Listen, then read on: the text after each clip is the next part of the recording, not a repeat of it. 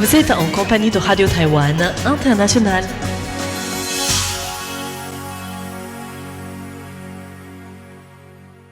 Bonjour à tous, vous êtes bien à l'écoute de RTI. Si vous nous rejoignez, c'est Mei Guang à l'antenne. Pour notre programme de ce mercredi 27 mai, nous vous invitons à suivre dans un premier temps le journal d'information présenté aujourd'hui par Floriane Dai. Ensuite, je vais vous retrouver pour vous parler d'une nouvelle coopération entre le monde universitaire de Taïwan, des Philippines et de l'Espagne afin d'explorer l'histoire d'immigration du monde chinois du XVIIe au XIXe siècle. Ensuite, pour la partie de nos émissions thématiques, tout d'abord les joies de l'éco-construction de Sasa. Aujourd'hui, c'est la dernière partie de l'interview de Chloé Ando, une architecte qui relie la France et le Japon en vélo, avec notamment un partage sur l'architecture vernaculaire et l'hospitalité. Et les auditeurs qui nous suivent en ligne peuvent également écouter l'heure des musées de Myrion Roy. Aujourd'hui, c'est la suite sur l'éducation des fils impériaux des Qing. Une excellente écoute à tous en compagnie de RTI. Tout de suite, le journal d'information de ce mercredi 27 mai en compagnie de Floriane Dai. Et voici les principaux titres. Lai Ching-de invoque la déclaration Schuman pour appeler à un partenariat renforcé entre Taïwan et l'Europe. Budget spécial de défense, étape de la Commission franchie pour un budget de 8,8 milliards de dollars taïwanais. Le président dévoile 18 mesures pour relancer la natalité. Lai Ching-de invoque la déclaration Schuman pour appeler à un partenariat renforcé entre Taïwan et l'Europe. Le président Lai Ching-de a pris la parole le 26 mai au banquet de la Journée de l'Europe, organisé par la Chambre de commerce européenne à Taïwan. Citant la déclaration Schuman du 9 mai 1950, il a appelé à approfondir le partenariat entre Taïwan et l'Europe face aux défis géopolitiques actuels. Le président a établi un parallèle entre le charbon et l'acier, piliers de la paix européenne d'après-guerre, et les semi-conducteurs et l'intelligence artificielle d'aujourd'hui, qu'il a qualifiés de piliers essentiels de la prospérité mondiale et de la sécurité démocratique.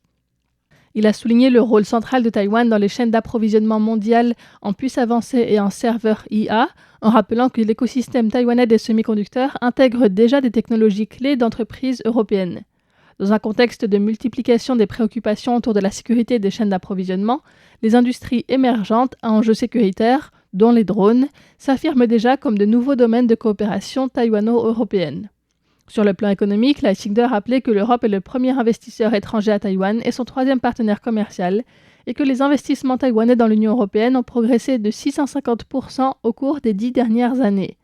Il a déclaré espérer que l'Europe soutiendra la conclusion d'un accord bilatéral de protection des investissements avec Taïwan et d'un accord pour éviter la double imposition afin de créer une prospérité mutuelle.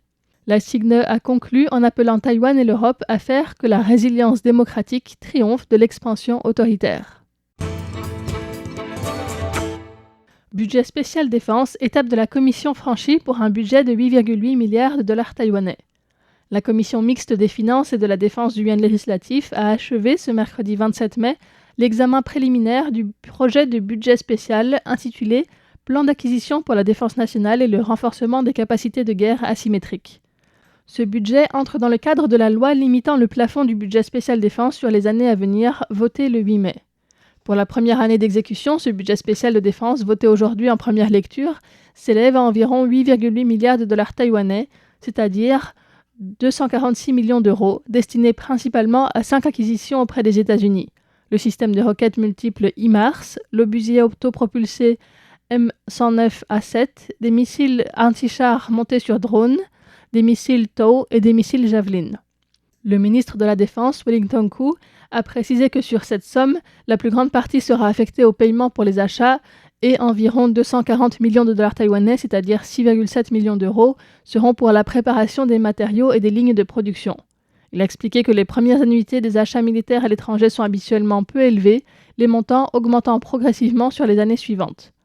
Le texte voté en première lecture ce 27 mai pourrait être adopté en troisième lecture dès le 29 mai en séance plénière, avant la date butoir du 31 mai, fixée pour le paiement des notes de système de lance-roquettes multiples HIMARS. Le président dévoile 18 mesures pour relancer la natalité. Le président Lai Ching-te a présidé ce 27 mai une réunion des hauts responsables de sécurité nationale consacrée à la démographie, lors de laquelle il a officialisé la nouvelle stratégie de politique démographique et son volet soutien aux familles. Ce plan comprend 18 mesures articulées autour de la naissance, de la garde d'enfants et de l'éducation. Il a déclaré « Nous voulons que les jeunes générations de Taïwan bénéficient d'un soutien accru à chaque étape, qu'il s'agisse de fonder une famille, de la grossesse et de l'accouchement, de l'éducation des enfants ou de l'environnement professionnel. Notre objectif est que tous ceux qui souhaitent se marier, avoir des enfants et les accompagner dans leur croissance n'aient plus à mener ce combat seuls. L'État sera à leur côté. » Parmi les principales mesures annoncées concernant le soutien à la naissance, il y a l'instauration d'une allocation de 0 à 18 ans de 5 000 $ taïwanais par mois et par enfant, c'est-à-dire environ 140 €. L'aide à la procréation médicalement assistée est élargie et l'indemnité de maternité portée à 100 000 $ taïwanais, c'est-à-dire 2 800 € environ par naissance, toutes catégories d'assurance confondues. Pour la garde d'enfants, des extensions des aides à la garde de 0 à 2 ans et des subventions d'accueil de 2 à 6 ans sont annoncées, ainsi que l'élargissement de couverture d'assurance santé universelle pour les enfants. Des subventions concernent également la création de crèches, des compléments d'aide à l'éducation et aux prêts étudiants, ainsi que la compensation intégrale par l'État de la perte de salaire lors du congé maternité et congé paternité, le congé maternité étant allongé de 8 à 12 semaines. Au niveau du logement, 40% des logements sociaux seront réservés aux couples mariés ou avec enfants et des abattements fiscaux pour enfants à charge seront relevés de 50% par enfant mineur et par parent de plus de 70 ans à charge, afin de soulager les couples qui s'occupent à la fois de leurs propres parents âgés et de leurs enfants. Le Premier ministre Zhuo Zhongtai prendra la tête d'un groupe chargé de coordonner les réformes législatives nécessaires et de rendre compte régulièrement de l'avancement des mesures. Des lois et budgets sont encore à faire passer pour que l'ensemble de ces mesures puissent être mises en place.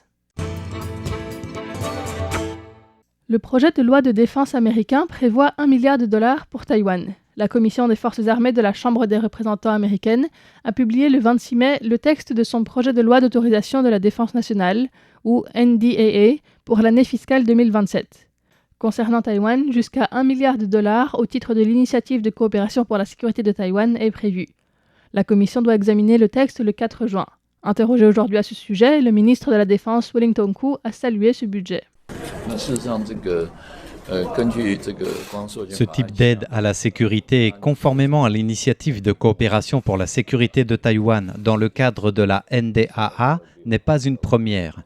Il y en avait déjà pour 2025 et 2026. Nous sommes reconnaissants du soutien constant des deux partis américains pour apporter un soutien afin de renforcer nos propres capacités de défense. Taïwan et les États-Unis discuteront ensemble de la meilleure façon d'utiliser ces fonds pour renforcer nos capacités de défense.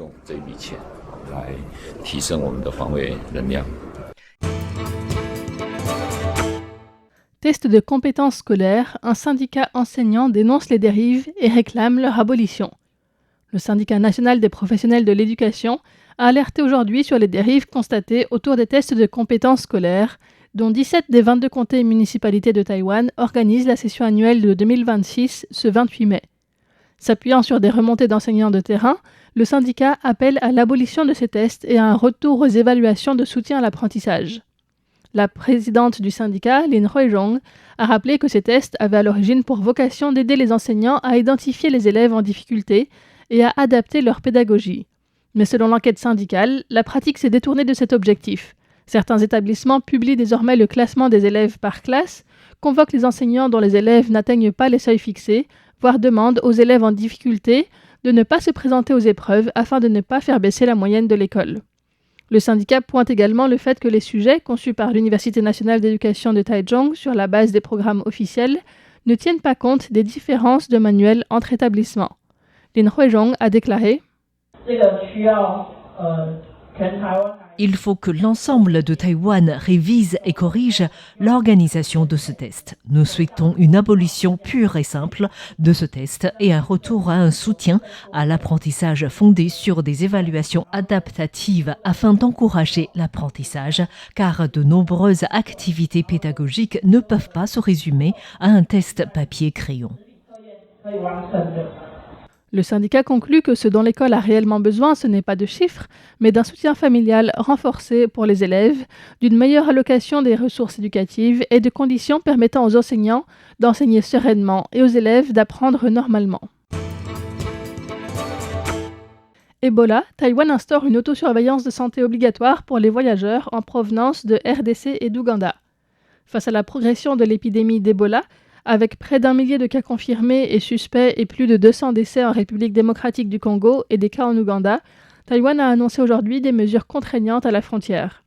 Le Centre de contrôle des maladies, ou CDC, a relevé au niveau maximal ses recommandations aux voyageurs pour ces deux pays au lendemain du relèvement de l'alerte voyage au niveau rouge par le ministère des Affaires étrangères, invitant les Taïwanais sur place à quitter ces territoires sans délai. Tout voyageur ayant séjourné en RDC ou en Ouganda au cours des 21 derniers jours devra désormais se présenter au poste de quarantaine à l'arrivée, se soumettre à un bilan TOCC, historique de voyage, professionnel, de contact et de rassemblement, et observer un suivi sanitaire autonome quotidien pendant 21 jours, pendant lesquels il faut prendre sa température matin et soir et rester joignable afin de faciliter le suivi par les services de santé. En cas de symptômes, le patient sera transféré par ambulance vers un hôpital conventionné. La porte-parole du CDC, Zheng Shuhui, a précisé que le risque pour Taïwan reste faible à condition que les contrôles aux frontières soient maintenus. Selon les données des années précédentes, Taïwan enregistre environ une centaine de passagers annuels en provenance de la République démocratique du Congo et de l'Ouganda. Bourse en hausse, mais la confiance des consommateurs au plus bas depuis 3 ans. Alors que la bourse de Taipei ne cesse d'augmenter pour se situer au 5e rang mondial en termes de capitalisation, les consommateurs taïwanais n'affichent pas pour autant leur confiance. L'indice de confiance des consommateurs, ou ICC, publié par le Centre de recherche sur le développement économique de l'Université centrale ce 27 mai, recule légèrement à 62,08 points, soit une baisse de 0,39 points par rapport au mois dernier. Sur ces 6 composants, 5 sont en baisse dans l'indicateur Opportunité d'investissement en bourse dans les 6 mois, qui est au plus bas depuis février 2023 à 22,06 points. Le directeur exécutif du centre, Da-Chan Wu, a expliqué ce paradoxe. Quand les prix montent, beaucoup de gens estiment que ce n'est pas le bon moment pour investir et attendent probablement une correction plus significative avant de faire le placement en bourse. Il a également averti des signes de surchauffe, la part de trading journalier frôlant 38% en mai. La confiance dans l'achat immobilier atteint quant à elle son niveau le plus bas depuis juin 2020, les capitaux étant réorientés du marché du logement vers la bourse, dont les volumes de transactions journalières avoisinent les 1 500 milliards de dollars taïwanais, soit environ 42 milliards d'euros.